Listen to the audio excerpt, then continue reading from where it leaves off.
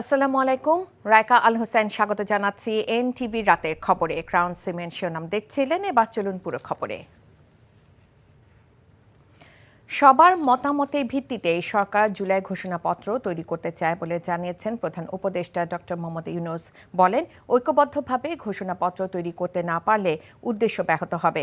তবে অভ্যুত্থানের 5.5 মাস পর ঘোষণাপত্রের বিষয়ে প্রশ্ন রাখেন বিএনপি নেতা সালাউদ্দিন আহমেদ। আজ জামায়াতের নেতারা বলেছেন, ধীর স্থিরভাবে ঘোষণাপত্র তৈরি করা হোক। সর্বদলীয় আলোচনায় এসব কথা উঠে আসে। হাসান মাহমুদের রিপোর্ট। ছাত্র জনতার আত্মত্যাগের মধ্য দিয়ে জুলাই গণ অভ্যুত্থানে দেশ ফ্যাসিবাদ মুক্তির পথে শুরু করে নতুন যাত্রা। ঘটনার 5 মাস পর জুলাই ঘোষণাপত্রের আওয়াজ তোলে বৈষম্য বিরোধী ছাত্র আন্দোলন। তার প্রেক্ষাপটে একটি চূড়ান্ত ঘোষণাপত্র প্রস্তুত করতে দেশের রাজনৈতিক দলগুলোর সাথে ফরেন সার্ভিস একাডেমিতে বৈঠকে বসেন সরকার প্রধান। দেখা হলে, বসতে পারলে আমার কাছে খুব ভালো লাগে। স্বাগত বক্তব্যে ডক্টর মোহাম্মদ ইউনূস বলেন, 5ই আগস্ট হচ্ছে ঐক্যের ভিত্তি, তাই সবাইকে নিয়েই প্রস্তুত হবে ঘোষণাপত্র। আমরা ঐক্যবদ্ধভাবে এটা করতে পারবো না, তাহলে এটার উদ্দেশ্য ব্যাহত হলে এটার দরকারও নেই। আসলে দরকারটা হলো ওইটুকু স্মরণ করিয়ে দেবে যে আমি বললাম, আপনাদের দেখলে আমার মনে সাহস আসে, সবার মনে সাহস আসবে। সবাই যদি আমরা একত্রে যাই, সারা দেশ একেবারে চমকে উঠবে যে হ্যাঁ, আমরা তো আছি, জেগে আছি, এখন আমরা ভোতা হয়ে যাইনি, আমাদের অনুভূতি ভোতা হয়নি, এখন আমাদের অনুভূতি এখনো সে চাঙ্গা আছে। আমরা জাতি হিসেবে ঐক্যবদ্ধভাবে আছি। বৈঠকে বিএনপির স্থায়ী কমিটির সদস্য সালাউদ্দিন আহমেদ, জামায়াতে ইসলামীর সেক্রেটারি জেনারেল মিয়া গোলাম পরোয়ারের নেতৃত্বে 4 জন, গণতন্ত্র মঞ্চ, ইসলামিক দলগুলো এবং বাম রাজনৈতিক দলগুলোর নেতারা ছাড়াও বৈষম্য বিরোধী ছাত্র আন্দোলন ও জাতীয় নাগরিক কমিটির প্রতিনিধি দল অংশ নেয়। বৈঠকে উপস্থিত ছিলেন উপদেষ্টাও। রাজনৈতিক দলগুলোর মধ্যে কোনো রকম দূরত্ব সৃষ্টি হয় নাই। কি পদ্ধতিতে আলোচনা করা হবে সেটা নিয়ে বিভিন্ন রকম মতামত এসছে। একটা কমিটি গঠন করা হয়, এই ধরনের প্রস্তাব এসছে। আমরা এই সকল প্রস্তাব অ্যাক্টিভলি বিবেচনা করে দ্রুত সিদ্ধান্ত নিব। সবার সাথে আলোচনার পর সময় নিয়ে সবার মতামতকে অন্তর্ভুক্ত করে গণ অভ্যুত্থানে যার যার অবদান উল্লেখ করে ঘোষণাপত্র প্রস্তুত করার উপর জোর দেন নেতারা। জুলাই গণ অভ্যুত্থান সম্পর্কিত ঘোষণাপত্র নিয়ে কিছু আলোচনা হয়েছে। সব রাজনৈতিক দলের নেতারা তাদের বিভিন্ন পরামর্শমূলক বক্তব্য প্রদান করেছেন। তা আমরা প্রশ্ন করেছি যে জুলাই গণ অভ্যুত্থানের ঘোষণাপত্রের আসলে এই 5.5 মাস পরে কোনো প্রয়োজন ছিল কিনা, যদি থেকে থাকে সেটার রাজনৈতিক গুরুত্ব, ঐতিহাসিক গুরুত্ব এবং আইনি গুরুত্ব কি, সেগুলো নির্ধারণ করতে হবে। এবং যাতে এই ঘোষণাপত্রকে কেন্দ্র করে ফ্যাসিবাদ বিরোধী যে ঐক্য সৃষ্টি হয়েছে সেখানে কোনো ফাটল সৃষ্টি না হয়। সবাই একমত হয়েছি যে আমাদের মধ্যে পারস্পরিক আলোচনা প্রয়োজন, এক্সচেঞ্জ অফ ভিউজ প্রয়োজন। আমরা আলাদাভাবে মতামত দেব, তারপরে এটাকে একটা কনসাইজ করে সুলিখিত একটা ঘোষণাপত্রে রূপান্তরিত করা যাবে। But it will take time, এটার জন্য একটা সময় প্রয়োজন। এবং খুব একটা বিলম্ব করে অন্য কোনো অরাজকতা, অন্য কোনো ষড়যন্ত্রের সুযোগ যেন যারা সবসময় চক্রান্তের জন্য অপেক্ষা করে তারা যেন না পায়। এটা আসলে কি হবে, এটা প্রোক্লামেশন, ডেক্লারেশন, কিংবা এর আইনি দিক কি, কিংবা এর আইনি রাজনৈতিক দিকগুলো কি, আইনি, এই প্রশ্নগুলো সকলের ঐক্যমত্যের জায়গা থেকে তৈরি হতে হবে। সবার মতামতের ভিত্তিই হোক ঘোষণাপত্রের মূল লক্ষ্য, এমনটা জানায় বৈষম্য বিরোধী ছাত্র আন্দোলনের নেতারাও। আমরা আশাবাদী, অবিলম্বেই আমরা একটি ঐক্যমত্যে পৌঁছে জুলাই ঘোষণাপত্র, জুলাই গণঅভ্যুত্থানে জনগণের আকাঙ্ক্ষাকে জনগণের সামনে উপস্থাপন করতে পারবো। বাংলাদেশ যদি গণতান্ত্রিক কোনো উপায়ে উত্তরণের পথে যেতে হয়, এই ঐতিহাসিক দলিল ছাড়া এটা সম্ভব নয়। ঘোষণাপত্র চূড়ান্ত করতে আরও সময় নেওয়া যেতে পারে, আবার অহেতুক বেশি সময়ও যাতে নেওয়া না হয়, এমনই মত অংশগ্রহণকারীদের। Hasan Mahmud, NTV news, Dhaka.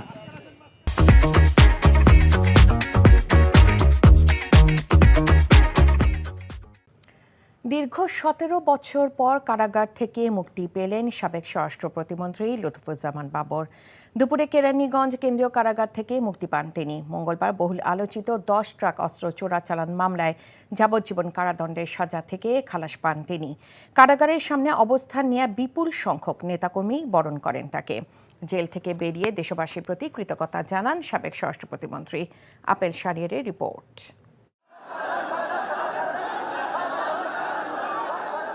মুক্তি পেলেন সাবেক স্বরাষ্ট্র প্রতিমন্ত্রী লুৎফুজ্জামান বাবর।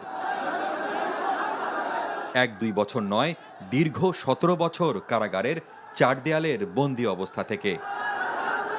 জেল থেকে বেরিয়েই অসংখ্য নেতাকর্মীর ভালোবাসায় সিক্ত হন। প্রিয় নেতাকে কাছে পেয়ে আনন্দে আত্মহারা হাজারো নেতাকর্মী। অন্যায়ভাবে তাকে এতদিন কারাগারে রাখার জন্য দায়ীদের বিচার চান। অন্যায়ভাবে ফ্যাসিস্ট সরকার ওনাকে আটকায় রাখছে। খুবই আনন্দিত, আল্লাহর কাছে কোটি কোটি শুকরিয়া আদায় করছি যে উনি স্বাভাবিক আমাদের মাঝখানে উনি স্বাভাবিকভাবে ফিরে আসছে। আমি দোয়া করি লুৎফুজ্জামান বাবর যেন সিংহ পুরুষ হিসেবে যেরকম নেত্রকোনার বাসী মনে করি সেই সিংহ পুরুষই যেন থাকে। আজকে তা প্রমাণও করেছে এবং আমরাও প্রমাণ করেছি লুৎফুজ্জামান বাবরকে এইভাবে গ্রহণ করতে পেরে। উনাকে স্বৈরাচারী শেখ হাসিনা ভারতকে খুশি করার জন্য উনাকে ধ্বংস করতে চেয়েছিল। উনাকে ফাঁসি দিয়ে বাংলাদেশ থেকে তিলে তিলে নির্যাতন করে উনাকে জীবন্ত দুনিয়া থেকে সরাই দিতে চেয়েছিল। হাসিনা আজকে পালিয়ে গেছে ভারত, আর বাবুর সাহেব আজকে এই বাংলাদেশে বীরের বাসে মুক্তি পেয়েছেন। 2007 সালের 28 মে তত্ত্বাবধায়ক সরকারের আমলে গ্রেপ্তার হন লুৎফুজ্জামান বাবর। এরপর 21 আগস্ট গ্রেনেড হামলা মামলা, 10 ট্রাক অস্ত্রসহ বিভিন্ন মামলায় তার দণ্ড হয়। গত বছরের 5 আগস্ট ছাত্র জনতার গণ অভ্যুত্থানে আওয়ামী লীগ সরকারের পতনের পর এসব মামলায় আপিল শুনানি শেষে একে একে খালাস পান তিনি। দেশবাসীর কাছে কৃতজ্ঞতা জানান বিএনপির এ নেতা।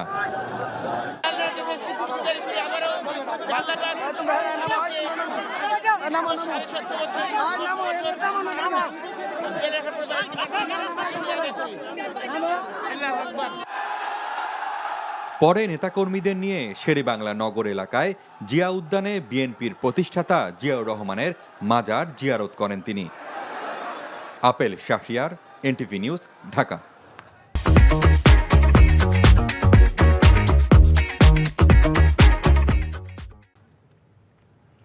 ব্যবসায়ীদের দাবি প্রেক্ষিতে হোটেল রেস্তোরাঁ খাতে আগের মতোই 5% ভ্যাট কার্যকর থাকছে। এ বিষয়ে আগামী রোববারের মধ্যে প্রজ্ঞাপন জারি করা হবে বলে জানিয়েছে জাতীয় রাজস্ব বোর্ড এনবিআর।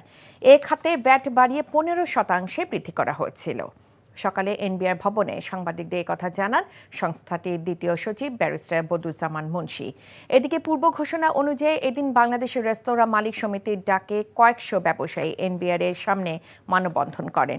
এই সময় তারা সরকারের পূর্ণ সিদ্ধান্তকে সাধুবাদ জানিয়ে রেস্তোরাঁ খাতে 10% এসডি প্রত্যাহার সহ সকল অনিয়ম ও হয়রানি বন্ধের দাবি জানান। সেই সাথে ভ্যাট ও ট্যাক্স প্রক্রিয়া সহজীকরণ সহ আগামী অর্থ বছরে 5% থেকে কমিয়ে ভ্যাট 3% করার দাবি জানায় রেস্তোরাঁ মালিক সমিতি। রেস্টুরেন্ট সেবার ক্ষেত্রে যে 5% ভিএটি প্রযোজ্য ছিল সেটিকে বাড়িয়ে 15% ভিএটি আরোপ করা হয়।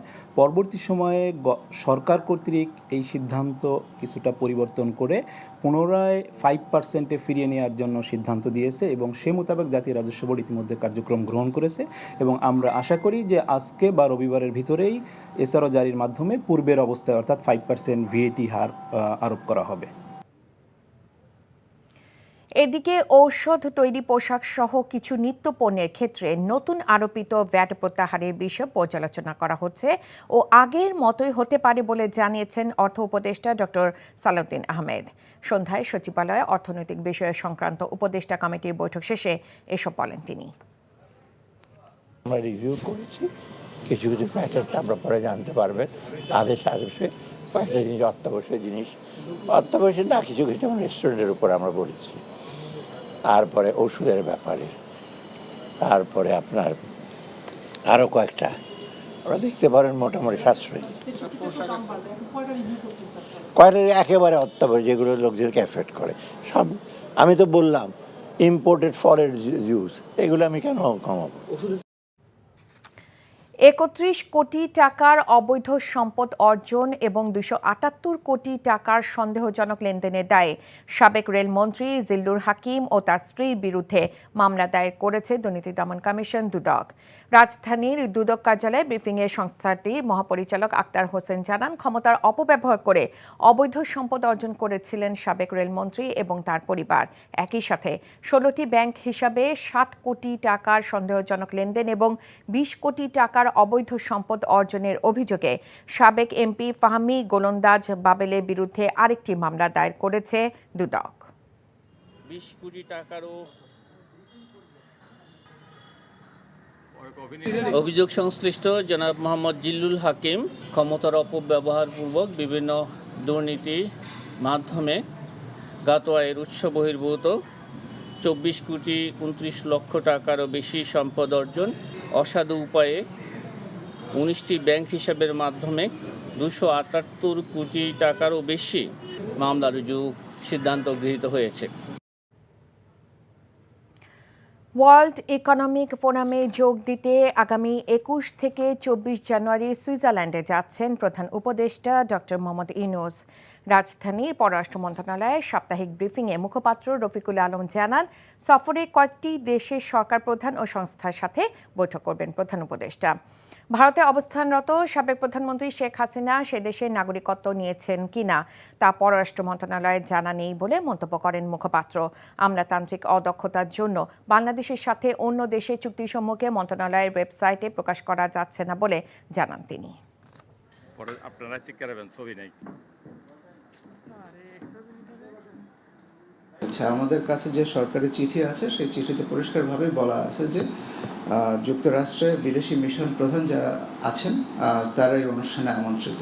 আমি যে কয়টা চুক্তি ওইখানে দেখেছি আমার নিজের সন্তুষ্টির জন্য প্রত্যেকটাতেই আমি দেখেছি যে স্বাক্ষর আছে, উভয় পক্ষের স্বাক্ষর আছে। ব্যুরোক্রেটিক ইনএফিসিয়েন্সি বলতে পারেন।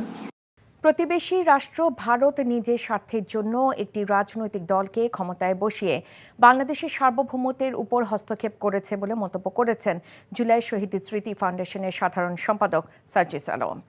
সারা দেশের সীমান্তে বাংলাদেশি নাগরিককে হত্যা বন্ধের দাবিতে ফেলানি ফর লং মার্চ কর্মসূচিতে কুড়িগ্রামে এক পথসভায় তিনি একথা বলেন। সার্জিস আলম বলেন, সীমান্তে কোনো হত্যাকাণ্ড আর মেনে নেওয়া হবে না। পদযাত্রায় বিএসএফ কর্তৃক বাংলাদেশের নাগরিকদের হত্যা বন্ধ এবং ফেলানি হত্যার বিচার সহ ৫ দফা দাবিতে লিফলেট বিতরণ করা হয়। এর আগে সকাল 10টায় কুড়িগ্রামের কলেজ মোড় বিজয়স্তম্ভে সীমান্ত হত্যাকাণ্ডের সকল শহীদ ও বৈষম্য বিরোধী ছাত্র আন্দোলনে শহীদদের স্মরণে 1 মিনিট নীরবতা পালন করা হয়।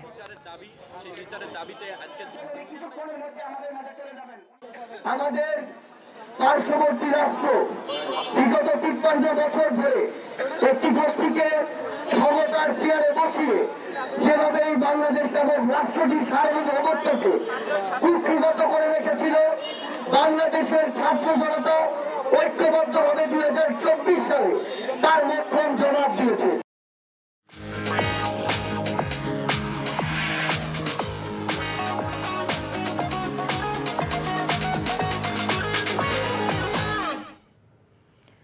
নগদ নিবেদিত অর্থনীতির খবর। শাহজালাল আন্তর্জাতিক বিমানবন্দরের ৩য় টার্মিনাল ও কক্সবাজার বিমানবন্দর চালু হচ্ছে এবছরে। এ তথ্য জানিয়েছেন বেসামরিক বিমান চলাচল কর্তৃপক্ষের চেয়ারম্যান এয়ার ভাইস মার্শাল মনজুর কবির ভূঁইয়া। দুপুরে ক্যাব প্রধান কার্যালয়ে সংবাদ সম্মেলনে তিনি একথা বলেন। প্রশ্নের জবাবে তিনি বলেন, আইনে নির্ধারিত স্থানে কর্মরত আছে আর্মড পুলিশ ব্যাটালিয়ন। সম্প্রতি যাত্রীর সঙ্গে হাতাহাতির ঘটনায় বিমান চলাচল মন্ত্রণালয়ের তদন্ত কমিটি রিপোর্ট দিয়েছে। সেই সুপারিশ অনুযায়ী বিভাগীয় ব্যবস্থা নেওয়া হবে বলে জানান তিনি। ৩য় টার্মিনাল ৯৯% কাজ শেষ হয়েছে। সিলিং ব্রিজ সহ কাজ শেষ হলে এবছর এটি উদ্বোধন করা হবে। কক্সবাজার বিমানবন্দরের কাজও ৯৩% শেষ হয়েছে। ৩য় টার্মিনালে সরঞ্জাম কেনার দুর্নীতি নিয়ে দুদক তদন্ত করছে বলে জানান চেয়ারম্যান। আওয়ামী লীগ আমলে উত্তরার রানিং ওয়ে সহ বেশ কিছু অপ্রয়োজনীয় স্থাপনার প্রকল্প বাতিল হয়েছে বলেও জানান ক্যাব চেয়ারম্যান। তদন্তাধীন ব্যাপারে আমাদের আসলে কথা বলাটা খুব একটা সঠিক হবে না, কারণ আমরা ওই ডেপথে জানি না যে হয়েছে কি হয় নাই, সেটা আমি বলতে পারবো না। এপিবিএনের সাথে আমাদের কোনো রকম সমস্যা বা কারোর কোনো রকম ঝামেলা হয় নাই।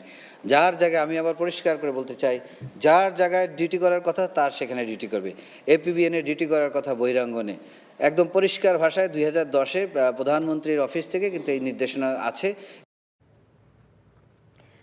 বাংলাদেশ আই হসপিটালে চিকিৎসা নেয়া এক রোগী সম্পর্কে ভুল খবর প্রচারিত হয়েছে বলে দাবি করেছে হাসপাতাল কর্তৃপক্ষ।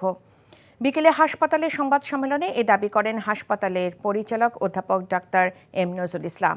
তিনি জানান 18 মাস বয়সী এক শিশুর চোখে চিকিৎসা করাতে যান তার পরিবার। পরীক্ষায় চোখের ভেতর চোখে পাপড়ি পাওয়া যায়। অপারেশন থিয়েটারে নিয়ে তা অপসারণ করা হয়। তবে পরিবারের পক্ষ থেকে অপারেশন করার যে অভিযোগ করা হয়েছে তা ঠিক নয়। ঘটনা তদন্তে 5 সদস্যের তদন্ত কমিটি গঠন করা হয়েছে বলেও জানানো হয়। একটি ভুল বোঝাবুঝির কারণে কিছু সংবাদ পরিবেশিত হয়েছে।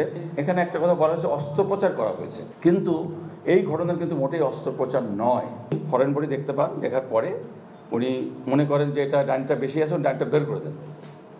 যাওয়ার পরে রুগীর বাবা বলে আপনি বাম চোখে বললেন ডান চোখ করে দেন, তখন উনি বলছে ও তাই তো বাম চোখে করতে হবে।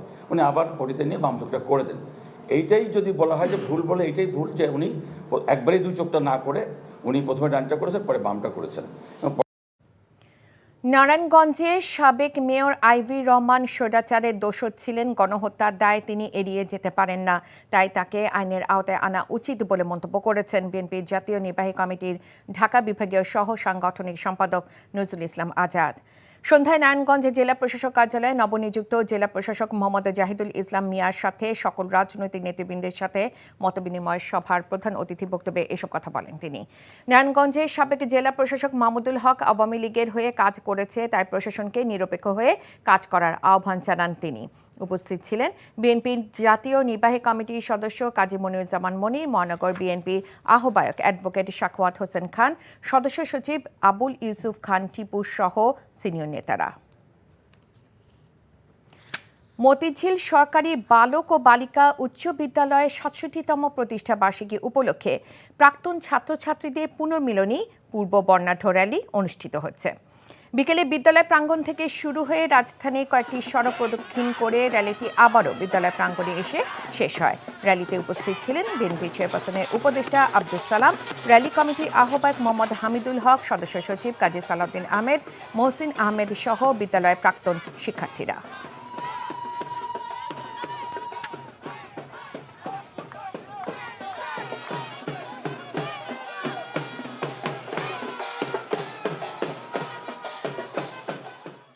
ইস্পাহানি প্রিমিয়াম টি খেলার খবর।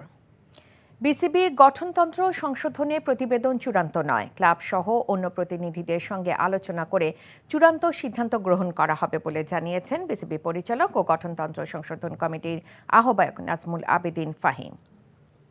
আমার মনে খুব আর্লি একটা রেসপন্স এসছে ঢাকার ক্লাবগুলির কাছ থেকে। তবে আমি বুঝতে পারি যে তাদের রেসপন্সের অযৌক্তিক, আমি সেটা বলবো না। আমাদের যে প্রস্তাব বোর্ডের কাছে প্লেস করবে, বোর্ড সেটা স্ক্রুটিনি করবে। বোর্ড ভাবতে পারে যে না, এটা এখানে ঠিক আছে, এখানে ঠিক নেই, বোর্ড এটা ফার্দার নাড়াচাড়া করতে পারে। এবং সেখান থেকে যেটা যাবে জেনারেল কাউন্সিলের কাছে। জেনারেল কাউন্সিল যদি বলে যে হ্যাঁ এটা ঠিক আছে, অথবা জেনারেল কাউন্সিল যদি মনে করে যে কোথাও কোনো পরিবর্তনের প্রয়োজন আছে, তারা সেটা করবে। তারপর তারা যদি অ্যাপ্রুভ করে, তারপর সেটা অ্যাপ্রুভ হবে। অবশেষে পারিশ্রমিক হাতে পেল রাজশাহী ক্রিকেটাররা। বৃহস্পতিবার সন্ধ্যায় পেয়েছেন 25% এবং মঙ্গলবার আরও 25% টাকা পাবেন ক্রিকেটাররা। পারিশ্রমিক নিয়ে এমন কেলেঙ্কারির দায় এড়ানোর সুযোগ নেই বিসিবির, বলছেন টুর্নামেন্টের সদস্য সচিব। অন্যদিকে এমন ঘটনা ফ্র্যাঞ্চাইজিগুলোর জন্য সতর্কবার্তা হিসেবে দেখছেন সাবেক ক্রিকেটার ও রাজশাহীর ম্যানেজার মেহরাব হোসেন অপি। মমিনুর রিপনের রিপোর্ট। পারিশ্রমিক না পেয়ে বুধবার অনুশীলন বর্জন করে বিপিএল এর নতুন লজ্জার সাক্ষী হয়েছে দুর্বার রাজশাহী। হুমকি ছিল ম্যাচ বয়কটের মতো কঠোর সিদ্ধান্তেরও। পরে বোর্ড কর্তাদের হস্তক্ষেপে পারিশ্রমিক পাওয়ার আশ্বাসে বৃহস্পতিবার অনুশীলনে নামে রাজশাহীর ক্রিকেটাররা। অনুশীলন শেষে আর্থিক অব্যবস্থাপনার কারণ ব্যাখ্যা করেন দলটির ম্যানেজার মেহরাব হোসেন। স্বীকার করেছেন এই ঘটনায় ক্ষতিগ্রস্ত হয়েছে দেশের ক্রিকেটই। টিম ম্যানেজমেন্ট থেকে আমাদের একটু বিলম্বিত হয়েছে একটু, এবং আমাদের টিম ম্যানেজমেন্টের যে ওনার বাংলাদেশে ছিলেন না। আমাদের 3 তারিখে পেমেন্ট হওয়ার কথা ছিল, কিন্তু ভেরি আনফর্চুনেট খেলার মাঠেই তার ওয়াইফ অসুস্থ হয়ে পড়ার কারণে তার বুকে একটি বলে আঘাত লাগে, তো তিনি দেশের বাইরে চলে যাওয়ার কারণে পেমেন্টটা বিলম্বিত হয়েছে। আশা করি যে আমাদের এই যেটা হয়েছে এটা অন্যান্য টিমরাও দেখেছে এবং সবাই সতর্ক হবে, এবং আগামীতে যাতে এই সমস্ত কাজগুলো সুসম্পন্নভাবে হয় অবশ্যই সজাগ দৃষ্টি রাখা উচিত। দুর্বার রাজশাহীর পারিশ্রমিক কেলেঙ্কারিতে হতাশ বোর্ড কর্তারাও। ফ্র্যাঞ্চাইজিটির অনিয়মের কারণে মান ক্ষুণ্ণ হয়েছে টুর্নামেন্টেরও। বিপিএল দেখতে চট্টগ্রামে যাওয়ার আগে এই ঘটনার জন্য বিসিবির দায় স্বীকার করেছেন পরিচালক নাজমুল আবেদিন ফাহিম। আমরা যখন ভালো কিছু করছি সেটার কৃতিত্ব আমাদেরকে সবাই দিচ্ছে, কোনো খারাপ কিছু হলে সেটা দায় আমাদেরকে নিতেই হবে।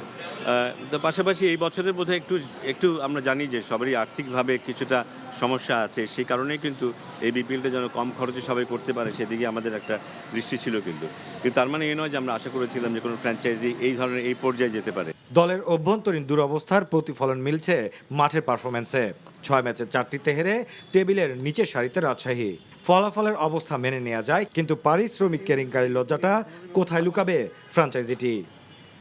Mominur Ripon, NTV news, Dhaka. Football. বাংলাদেশের জাতীয় দলের কোচ হিসেবে হ্যাভিয়ার ক্যাব্রেরা ও নারী দলের কোচ পিটার বাটলারকেই রেখে দিল বাফুফে। ফেডারেশন ভবনে আনুষ্ঠানিক সংবাদ সম্মেলনে চুক্তি নবায়নের বিষয়টি জানিয়েছেন বাফুফের মিডিয়া কমিটির চেয়ারম্যান আমিরুল ইসলাম বাবু। নতুন চুক্তি অনুযায়ী জামাল মোরসালিনদের কোচ হিসেবে 2026 সালের 30 এপ্রিল পর্যন্ত দায়িত্ব পালন করবেন ক্যাব্রেরা। গত 3 বছরে উল্লেখযোগ্য সাফল্য না পেলেও দলের সামগ্রিক উন্নতির জন্য তাকে আরেকবার সুযোগ দিল বাফুফে। অন্যদিকে বাটলার সাবিনাদের দায়িত্বে থাকবেন 2026 সালে 31 ডিসেম্বর পর্যন্ত। মেয়েদের 2026 সাফকে সামনে রেখে বাটলারকে দায়িত্ব রেখেছে বাফুফে। তার আগে জুনে তাদের এশিয়ান কাপের বাছাই, সেটির ভালো প্রস্তুতির জন্য সাফজয়ী এই কোচের আস্থা ফেডারেশনে। এর আগে 2024 সালে 31 ডিসেম্বর পর্যন্ত বাটলার ও ক্যাব্রেরার সঙ্গে চুক্তি ছিল বাফুফের। যুক্তরাজ্যে লেস্টার শহরে বাফুফের সভাপতি তাবিত আওয়ালের সঙ্গে সৌজন্য সাক্ষাৎ করেছেন বাংলাদেশের জার্সিতে অভিষেক হতে চলা হামজা চৌধুরী। নৈশভোজে উপস্থিত ছিলেন হামজার পরিবারের সদস্যরা। কিংস পাওয়ার স্টেডিয়ামে লেস্টার সিটি ও ফুলহ্যামের মধ্যকার ম্যাচ দেখেন বাফুফের সভাপতি তাবিত আওয়াল ও সদস্য ইমতিয়াজ হামিদ সবুজ।